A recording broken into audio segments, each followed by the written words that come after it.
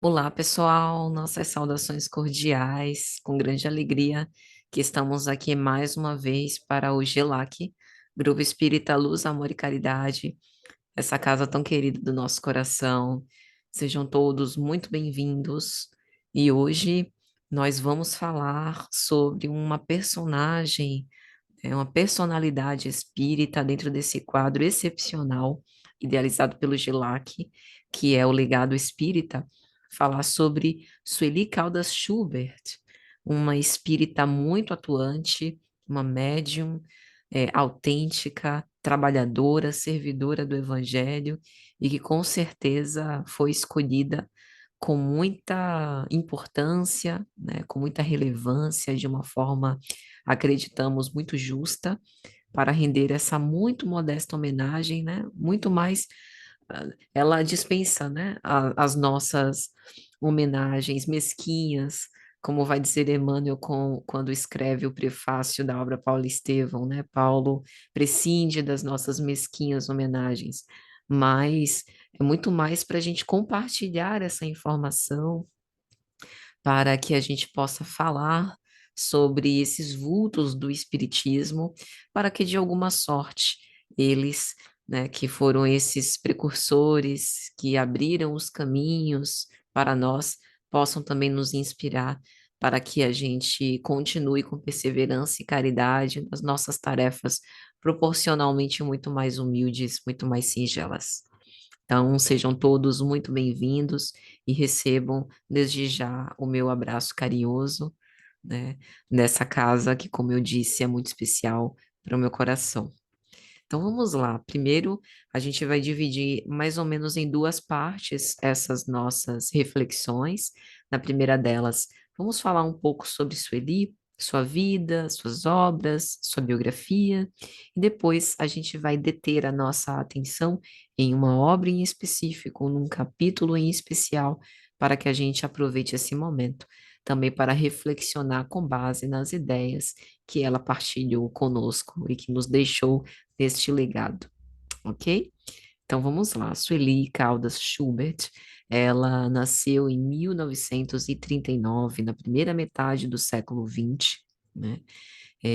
Tem uma larga experiência com os trabalhos de obsessão e desobsessão, tendo participado por mais de 2 décadas de reuniões de obsessão e desobsessão. Foi médium, autora, oradora espírita, nascida a 9 de dezembro de 1938, então só fazendo essa pequena correção, na verdade não foi 1939, mas sim 1938, lá em Carangola, que é um município do estado de Minas Gerais, ela que foi expositora, estudiosa, pesquisadora da doutrina espírita, dedicada às atividades espíritas, sempre com muita devoção e responsabilidade.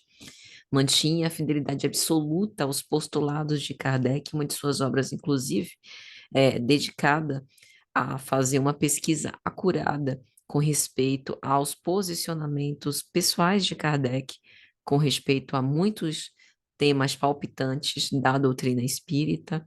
O seu conhecimento na área mediúnica é um dos mais aprofundados que nós temos entre os representantes de vulto do espiritismo, e graças a esse conhecimento, por exemplo, ela assumiu o cargo de diretoria no Departamento de Mediunidade da Aliança Municipal Espírita de Juiz de Fora, Minas Gerais, um órgão no qual ela trabalhou por nada menos do que 40 anos.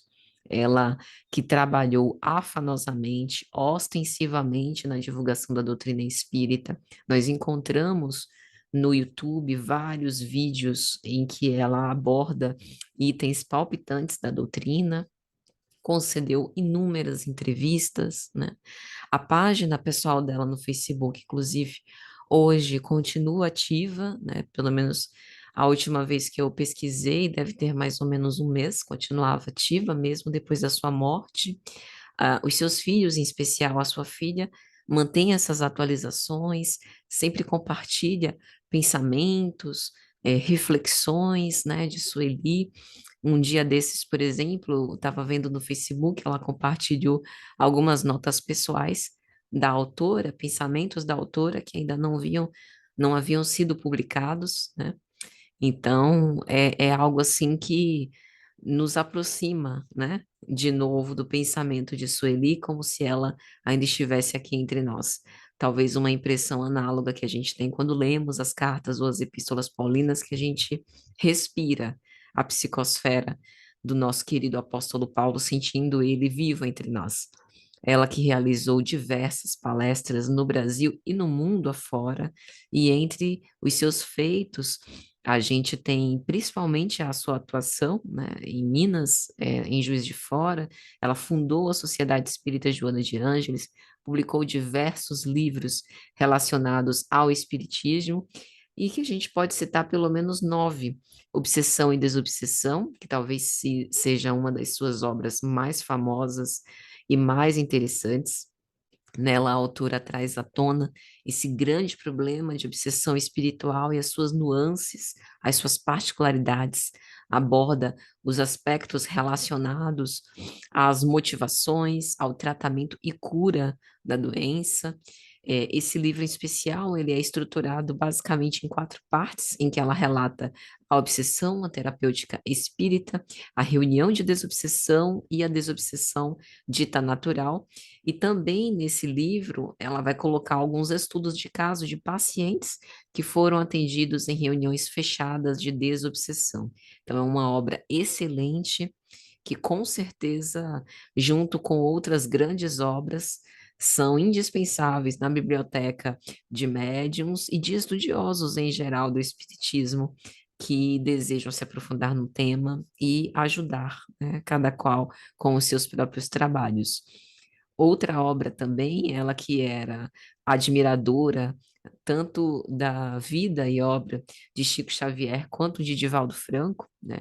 Uma dedicou-se especialmente ao Chico, que é Testemunhos de Chico Xavier, uma obra que é composta por cartas escritas pelo próprio médium, que foram enviadas a Antônio Vantuil de Freitas, presidente da FEB, Federação Espírita Brasileira, de 1943 a 1970. Ela que foi organizadora dessa obra, fazendo um trabalho cuidadoso, com comentários minuciosos dessas 106 cartas, e vai detalhar o esforço do seu trabalho, representando a intimidade das lutas desse médium abnegado e devotado que nos inspira a todos até hoje, né? Semeador de Estrelas é outro livro, esse dedicado ao médium Divaldo Pereira Franco, e suas inúmeras contribuições para a disseminação do Evangelho de Jesus e do Espiritismo, inclusive quando, da data da sua desencarnação, a Moção do Caminho fez uma transmissão ao vivo belíssima sobre Sueli Caldas Schubert, né, rendendo essas merecidas homenagens a ela. Então, nessa obra, O Semeador de Estrelas, Sueli narra fatos interessantíssimos sobre a vida e o trabalho de Divaldo, a partir de depoimentos concedidos por ele mesmo, e quem o conhece sabe que normalmente ele é bem seletivo com respeito àqueles que se dedicam a biografá-lo ou a falar da sua vida, né? Então aqui a gente tem uma amizade e uma admiração recíproca também muito especial. Outra obra dela é Os Poderes da Mente, um livro em que Sueli analisa os poderes exercidos pelo pensamento através da mente, enaltecendo a capacidade mental e a importância dos recursos mobilizados pelo nosso psiquismo para que a gente estruture uma vida melhor em derredor dos nossos passos, revela também alguns problemas que acabam surgindo no complexo humano, sobretudo no que diz respeito à sua dimensão espiritual, que também conversa com outras dimensões, como a fisiológica, emocional, social, cultural, familiar, né, falando da obsessão, da alucinação, das psicoses, do autismo, né? Então é uma obra bastante interessante que destaca aspectos transcendentais da mente humana, né, que é inerente ao espírito e não ao cérebro físico. É interessante o quanto as obras de Sueli Caldas Schubert também estão coadunadas com muito daquilo que é apresentado pelo espírito Joana de Ângeles na sua célebre série psicológica. Outra dessas obras é Dimensões Espirituais do Centro Espírita, uma obra muito interessante, de relevante contribuição para nós, que somos aprendizes do Evangelho, que estamos vivenciando na doutrina espírita essa tentativa humana de colocar em prática os ensinamentos de Jesus, porque nesse livro ela coloca a sua experiência na área espírita junto com uma extensa e rica bibliografia para demonstrar o importante papel do centro espírita, que não é apenas um local físico, né, baseado em necessidades educativas de transmissão dos postulados kardecianos e obras similares, né, mas um alicerce para o desenvolvimento, para o engrandecimento moral do ser humano. Tem uma obra, outra obra também dedicada a Chico, Chico Xavier e Emmanuel, Dores e Glórias, que é mais um livro em que ela relata esse trabalho do médium mineiro na sua parceria admirável com o espírito Emmanuel, em que ela aborda aspectos dessa atuação do Chico, comenta sobre o relacionamento dele com Emmanuel, destacando a história do senador romano Publius Lentulus, uma das reencarnações do guia espiritual de Chico Xavier, em que ela também apresenta trechos marcantes da obra Dois Mil Anos, que também foi um romance editado por Emmanuel, pela psicografia de Chico. Tem uma obra muito interessante que é Entrevistando Allan Kardec. Evidentemente, ela não entrevistou Allan Kardec, mas nesse livro, de um modo muito criativo, interessante, ela apresenta um suposto diálogo com o codificador da doutrina espírita, e essas respostas atribuídas a Kardec se baseiam numa vasta e intensa pesquisa daquilo que ele produziu, como os livros e artigos que escreveu, cujo objetivo é esclarecer ainda mais os ensinamentos espíritas, mostrar que eles continuam atuais depois de tantos anos, não obstante as tentativas reiteradas de parte de alguns membros do movimento espírita de querer atualizar a doutrina. Nas Fronteiras da Nova Era é outro livro de Sueli Caldas Schubert, em que ela também traz importantes esclarecimentos sobre a transição planetária e que vai ao auxílio, né, se juntam aos esforços do espírito Manuel Filomeno de Miranda pela psicografia de Divaldo Franco. Nessa obra, ela, a partir das palavras de Filomeno de Miranda, inclusive, aborda como se dá a mudança da Terra para um mundo de regeneração, de um mundo de provas e expiações para um mundo de regeneração. Então, Nas Fronteiras da Nova Era é uma obra excepcional para que possamos nos preparar para o futuro da humanidade, colaborarmos individualmente, né, e em coletividade para esse progresso do mundo. Mediunidade e Obsessão em Crianças, uma obra revolucionária. A mediunidade em crianças acontece, né, também de maneira mais ostensiva, então Sueli se concentra em dar as respostas a questionamentos específicos ao comportamento infantil durante a eclosão da mediunidade. Ela aborda os riscos da influência espiritual, as condutas que são mais aconselhadas nesses casos. Então, são contribuições que fazem parte desse legado espírita que Sueli Caldas Schubert nos presenteou. Ela que foi uma médium conhecida como a Dama da Mediunidade desde muito nova, a mediunidade se fez presente na sua vida. Seus pais, avós eram espíritas, ela nasceu em berço espírita, o que facilitou o desenvolvimento das suas faculdades mediúnicas sem tanto preconceito. E por mérito próprio, obviamente, por trabalho desse espírito louvável, ela dedicou mais de 60 anos às atividades mediúnicas, se tornando, inclusive, diretora do Departamento de Mediunidade da Aliança Municipal Espírita, e desencarnou com grande pesar para todos nós no movimento espírita, recentemente, né, no dia 12 de maio de 2021, aos seus 82 anos, vítima de Covid, que se alastrou, né, por todo o nosso planeta nessa demorada pandemia. A gente sabe que Sueli continua viva, Sueli personalidade foi apenas um fascículo dessa vida brilhante, desse espírito que vive nos nossos corações, que vive nas suas obras, nos seus livros, que vive nos seus vídeos, que vive entre nós e que com certeza no mundo espiritual continua trabalhando muito na messe do Senhor, com contribuições agora de outra ordem, né? Então, são assim mensagens e livros que valem a pena ser compulsados. Ela que sempre apresentava a exposição dos temas com vasto conhecimento, muita profundidade, né? E confiança naquilo que passava, segurança naquilo que passava, mas sobretudo uma grande docilidade, uma afabilidade que sempre consolava, né? E sempre consola nós que ouvimos-la e que nos beneficiamos dos seus conhecimentos. Ela desenvolveu uma ideia em relação à obsessão, particularmente eu atribuo a ela uma das principais contribuições para que a gente pudesse desmistificar a obsessão.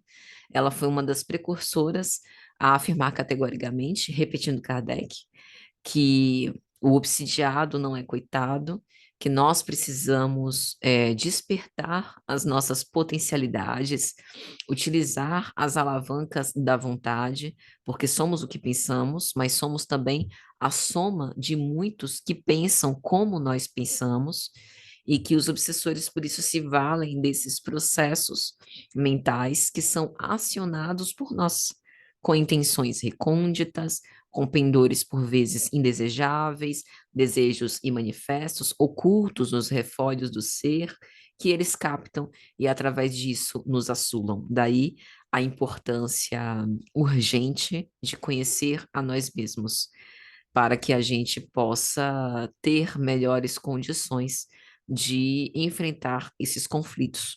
Ela também é muito enfática quando fala das auto-obsessões, né? Repetindo Kardec em Obras Póstumas, no item 58, em que ele vai falar sobre manifestações dos espíritos, ele tem uma mensagem bem interessante que ele vai falar que frequentemente pode-se ser obsessor de si mesmo. E ao falar dos cuidados com os hábitos mentais, Sueli Caldas Schubert faz questão de nos lembrar disso, para que a gente assuma a autonomia, a responsabilidade pelos nossos pensamentos. E por falar em pensamento, agora a gente já se encaminha para a segunda parte dessa nossa exposição muito singela, porque nós vamos falar sobre a obra Obsessão e Desobsessão, citada aqui, e vamos deter a nossa observação sobre o capítulo de número 8, a escravização do pensamento, e vamos trazer algumas reflexões, né, que são colocadas nesse capítulo, só dando um apanhado geral, né, na obra. Como a gente falou, obsessão e desobsessão é dividida em quatro partes. A primeira delas, que fala sobre a obsessão, em que Sueli vai narrar as influências espirituais, as companhias, o que é a obsessão, a gradação, as expressões, a importância do pensamento, da vigilância, como se dá o processo obsessivo, as consequências da obsessão, o papel do obsidiado, a criança obsidiada, quem é o obsessor, falar sobre os ovoides, que são um conhecimento trazido primariamente na coleção A Vida no Mundo Espiritual pelo espírito André Luiz, psicografia de Chico Xavier.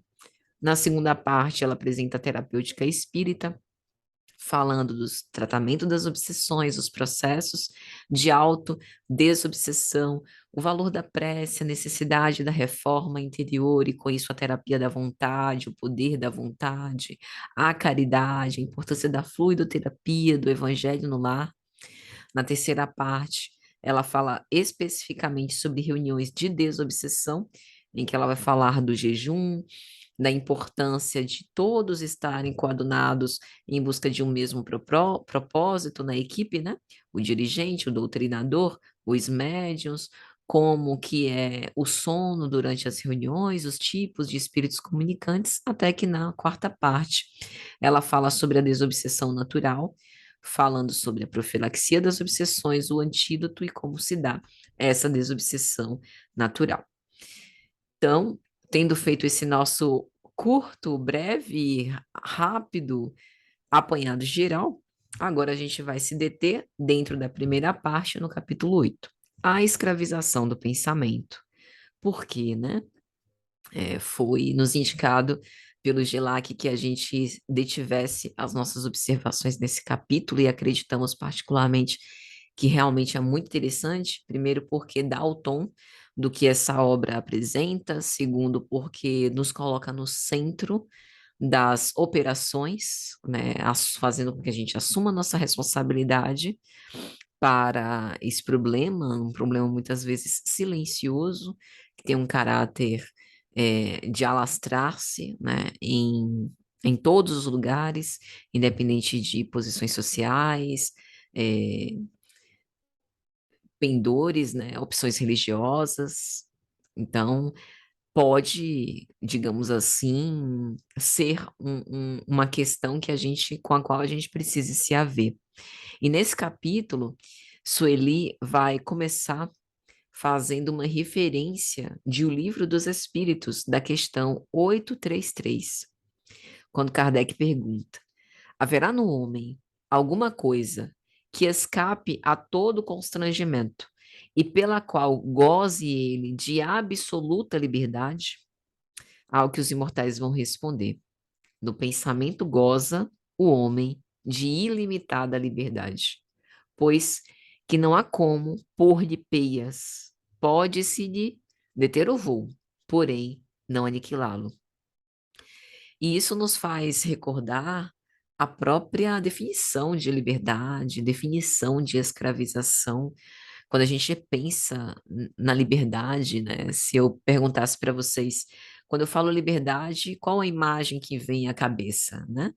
Sei lá, um cavalo galopando sem rumo, né? Num pasto imenso, uma ave voando e cortando o céu, um peixe nadando, né, no oceano. A gente sempre pensa numa situação assim, se eu perguntar, né, e você? Você enquanto livre, como que você se sente livre? Ah, livre para ler o livro que eu quiser, para imaginar o que eu quiser, para sonhar o que eu quiser. Então, liberdade é um conceito que sempre está relacionado a não detença, a gente não ter amarras, não ter nada que nos impeça, nenhum obstáculo, tudo que a gente possa vencer. É como se não houvessem limites nos cerceando. A liberdade não apresenta bordas, liberdade é liberdade, né? E aí, daí Kardec perguntar quando que o espírito goza de uma liberdade absoluta. E os imortais responderem que a única liberdade absoluta é essa do pensamento, em que a gente tem uma ilimitada liberdade, né? A gente pode tentar coibir, mas nós podemos, somos livres para pensar o que quisermos. E isso é muito interessante, mas ao mesmo tempo pode nos trazer muito temor.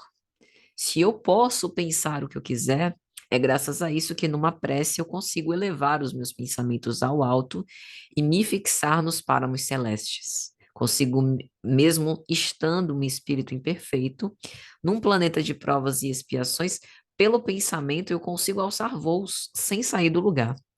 Fisicamente, né, esse corpo físico, que por vezes me é sentido enquanto espírito imortal como um escafandro pesado que me deixa agrilhoada à terra, como espírito imortal em desdobramento, em emancipação da alma, eu posso alçar voos de liberdade. E pelo pensamento, por exemplo, eu fecho os olhos e já não estou mais aqui nesse quarto, já estou em uma praia, já estou em uma cidade, em um lugar onde eu posso me imaginar como quiser, fazendo o que eu quiser. Abro os olhos, volto para essa minha realidade. Mas será que o pensamento só nos leva a situações de liberdade? Ou o pensamento também pode nos escravizar? Tem uma obra muito interessante do espírito de Joana de Ângeles, psicografia de Valdo Franco, que é Viver e Amar. E num capítulo ela vai falar dos escravos por amor, dos escravos do Cristo, escravos por opção, em que ela vai dizer, olha, o cristão ele é escravo por opção, ele deixa-se subjugar, né? Ele decide carregar esse fardo que é leve, né? Ele submete-se a esse jugo que é suave, que é o de fazer a caridade. Ele pode escolher dentre muitas opções, mas ele escolhe essa, porque essa lhe parece favorável. Quando nós somos escravos por amor e por isso convidados, constrangidos, entre aspas, a exercitar a paciência, a misericórdia, a compaixão, a aceitação das nossas dores, das nossas aflições, das nossas dificuldades, das nossas imperfeições, convidados à indulgência em relação às imperfeições dos outros, isso é uma saída que a gente opta, pela qual a gente opta, quando a gente poderia ter optado por outras. Então, uma certa restrição de liberdade. Mas é através dessa escravização por amor, escravização, entenda-se, o fato de eu decidir e por isso abdicar de outras escolhas que causam verdadeira felicidade, que constroem uma alegria íntima, sintonizada com uma paz que escasseia, né, em relação à qual nós perseguimos. E aí Joana vai falar, ao lado disso, há no mundo muitos agentes escravocratas que fazem uma espécie de propaganda enganosa, que na propaganda prometem muita liberdade, mas que, no, mas que de fato nos deixam agrilhoados à miséria, agrilhoados à perdição, à viciação, a perder o caminho de nós mesmos, né? Como os entorpecentes, os analgésicos, os medicamentos para dormir, o sexo em desvario, as paixões, as más paixões, as paixões enlouquecedoras, que podem inclusive desagregar o aparelho psíquico, nos alienar, os ópios, o álcool, o açúcar, as redes sociais, certos hábitos mentais, como o fanatismo, a intolerância, que nos deixam engaiolados em certas concepções, como só a nossa fosse a real verdade. Então, veja que interessante. O pensamento nos oferece a porta aberta que nos faz alçar liberdade. Mas se quisermos, nós podemos permanecer dentro da gaiola, ainda que ela esteja de portas abertas. E, portanto, vivermos uma escravização pelo pensamento.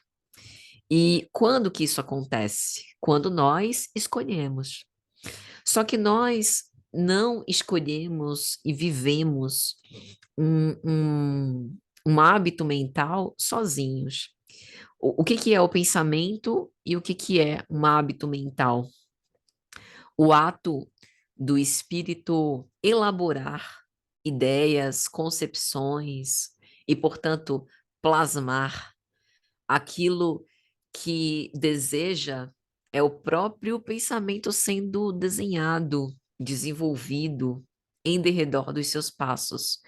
E uma vez que isso tem uma alternância muito grande, nós pensamos em muitas coisas ao mesmo tempo, e a própria estrutura o algoritmo das redes sociais, por exemplo, tendem a nos estimular a um pensamento muito acelerado. Uma das coisas que normalmente eu recomendo, inclusive no meu exercício profissional, aqueles que têm uma grande dificuldade de aplicar uma higiene do sono, é o hábito da leitura próximo ao horário de dormir para desintoxicar da tecnologia próximo da hora de dormir, porque acompanhar mentalmente a leitura necessariamente nos obriga a encadear o pensamento no ritmo que está sendo proposto no livro. E isso desacelera o nosso pensamento, pode ser muito benéfico. Então, veja que interessante.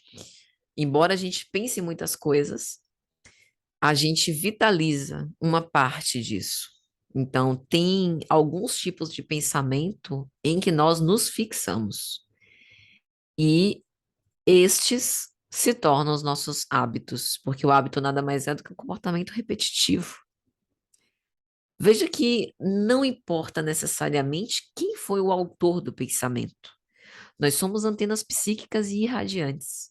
O que isso significa dizer? Que eu penso coisas que são de minha autoria e que eu penso coisas que não são de minha autoria. Que eu agasalho, que eu capto como antena. E à medida que eu incorporo no meu psiquismo, isso passa a ser meu. Não importa se fui eu a autora, de quem é a identidade do pensamento. Por isso até a gente não consegue discernir, mas se vitalizo passa a ser meu. E esse hábito vitalizado, esses pensamentos nos quais eu me fixo, vão compondo a minha psicosfera. E essa psicosfera, em regime de sintonia, vai me levando a associar com outras mentes, encarnadas e desencarnadas. E se houverem, e normalmente há, fragilidades morais de minha parte, isso pode funcionar como os engates necessários para instalação de processos obsessivos. E a partir desse ponto, bom, primeiro que os hábitos que já são desenvolvidos e vitalizados por muito tempo são muito difíceis de serem desconstruídos. É muito mais fácil a gente criar hábitos novos. Então, eu tenho hábitos viciosos, passo a desenvolver hábitos edificantes, vitalizo eles e isso vai desvitalizando os hábitos antigos. Geralmente, este é o caminho mais fácil. Porém, se eu passo por um processo obsessivo, eu já não tenho essa autonomia completa.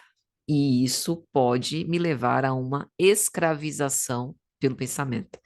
E é justamente essa tônica que Sueli Calda Schubert dá nesse capítulo. Ela vai dizer: obsessão é escravização temporária do pensamento, imantando credores e devedores que inconscientemente ou não se buscam pelas leis kármicas. Pelo pensamento, nós nos libertamos ou nos escravizamos. O homem não tem sabido usar o pensamento. Somente agora se está inteirando das suas próprias potencialidades. Somente agora está começando a descobrir que ele é o que pensa, que os seus pensamentos são ele mesmo, isto é, expressam sua individualidade, a essência mesma de que é feito, com todas as peculiaridades que integram a sua personalidade. Somos o que pensamos. E somos também a soma daqueles que pensam como nós pensamos, em regime de associação. Emmanuel dedicou uma obra para falar sobre isso, Pensamento e Vida, pela psicografia de Chico Xavier, que vale muito a pena a leitura, né? E que nos mostra exatamente esse regime de comunhão, onde quer que a gente esteja, né? Onde quer que a gente vá. E tal é a importância disso, que nós somos medidos pelos nossos pensamentos.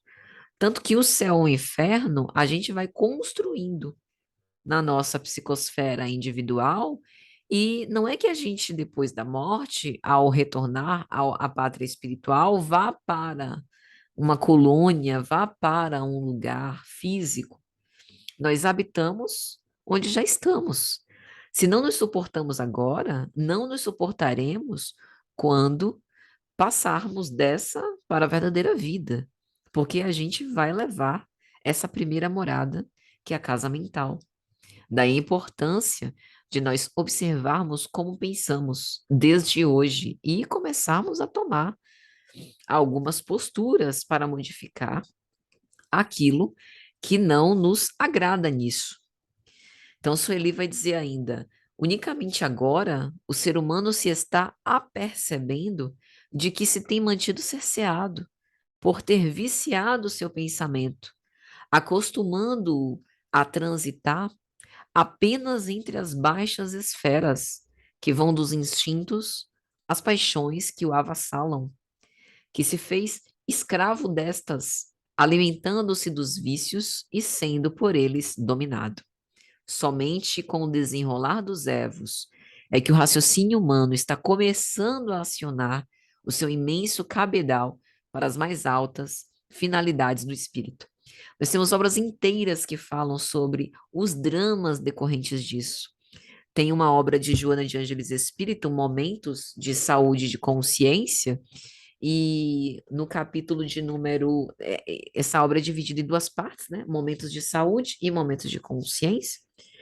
No capítulo de número 13, Consciência e Discernimento, tem uma parte super interessante que ela vai falar: a mente pode se tornar o céu ou o inferno de cada criatura, conforme o direcionamento que se dê ao seu pensamento. E ela também vai dizer algo que para muitos de nós pode ser surpreendente. Ela disse que ninguém vive sem pensar. E a afirmação é equivocada. Todos os que transitam nas faixas primárias da evolução pensam pouco ou quase nada. Ela está falando das primeiras experiências do ser, né? Que ainda não desenvolveu plenamente a consciência e o discernimento, mas ainda está em primícias e que não pensa quase nada ou pensa pouco. E mesmo aqueles que já alçaram o desenvolvimento da consciência podem, digamos assim, não que retrogradem, porque a gente sabe que isso não é possível devido à lei de progresso, mas é como se estacionassem e ficassem como que hebetados, hipnotizados. Tem uma obra de André Luiz, Espírito, em que ele vai detalhar isso, que é a libertação pela psicografia de Chico Xavier. É uma obra pesada, que pesada no sentido tanto de intensa, densa, como de falar sobre experiências em zonas purgatoriais absurdamente próximas da Terra, né? E a gente não está falando assim de ninguém que cometeu atrocidades, são crimes que nós cometemos de modo muito comum, e o quanto que as pessoas podem se tornar escravizadas pelo pensamento, né? Imantadas a ovoides, que é uma expressão que André Luiz usa para caracterizar estágios de desenvolvimento, em que o envoltório perispirítico, graças às suas características, como de plasticidade, se desagrega por conta de fixar-se numa monoideia, numa ideia só, de modo radical e fanático, como, por exemplo, a ideia de vingança, a ideia do ódio, e isso desestrutura o perispírito, né? E nos leva a condições de muita dor. E assim, não vou me demorar aqui, né, para fazer essas citações, mas tem casos assim extraordinários. Então é importante que desde a vida presente nós nos atentemos em relação à importância do pensamento. Sueli vai dizer, recebendo os ensinos sublimes de Jesus, ainda assim, habituado a manipular o pensamento para fazê-lo servir aos seus interesses egoísticos, distorceu por quase 2 milênios a mensagem clarificadora do Evangelho. Ela está falando de nós, né?